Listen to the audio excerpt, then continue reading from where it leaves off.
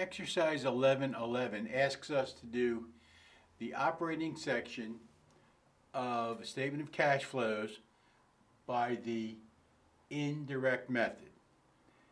So this is just a little more of a refresher on the indirect method, which is the primary method and the most popular method, although the direct method we'll talk about a little bit, and you'll see that it has some very practical applications. Okay, they tell us on this problem that this company, Peach Computer, has $130,000 of net income. Now, as you should know by now, that $130,000 in net income is partially, entirely, some, all, none cash. We have no idea how much cash is in there. All we know is that their income statement reported $130,000 of net income. Now they give us some additional information. They give us an income statement and they give us a comparative balance sheet. And on the comparative balance sheet, they were kind enough to do the math for us. So we just need to pick up the numbers. So the income statement at the bottom of page 543 tells us that depreciation expense was $60,000. So we know we need to add that back.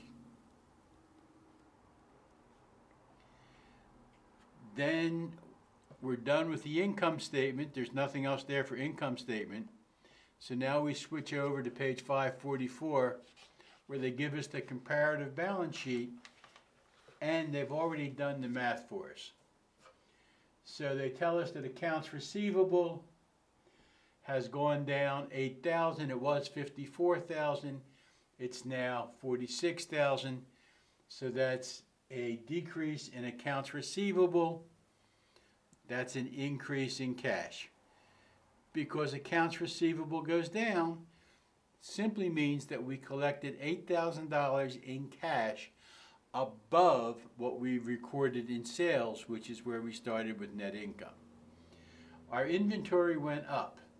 Our inventory was $60,000. It's now $85,000. Inventory goes up.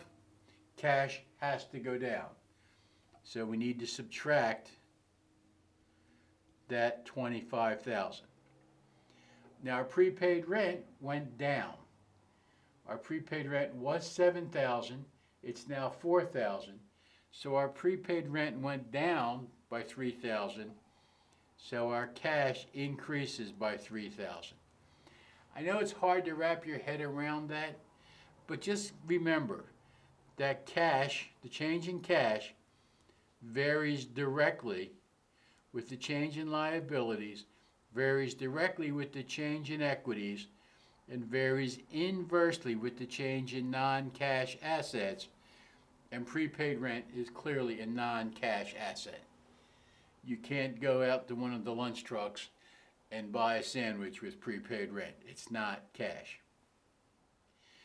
Increase in accounts payable. Accounts payable is a liability. It goes the same way as cash. So if our accounts payable goes up, our cash goes up. And I need you to remember that a payable is a payable is a payable. So all payables act the same way. So we had a decrease in income tax payable. The only way you make a payable go down is to pay it. And that's indeed what we did, $9,000, a reduction to cash. So we start with 130, add 60, add 8, subtract 25, add 3, add 13, subtract 9, and we're all done. We come net cash from operating activities of $180,000.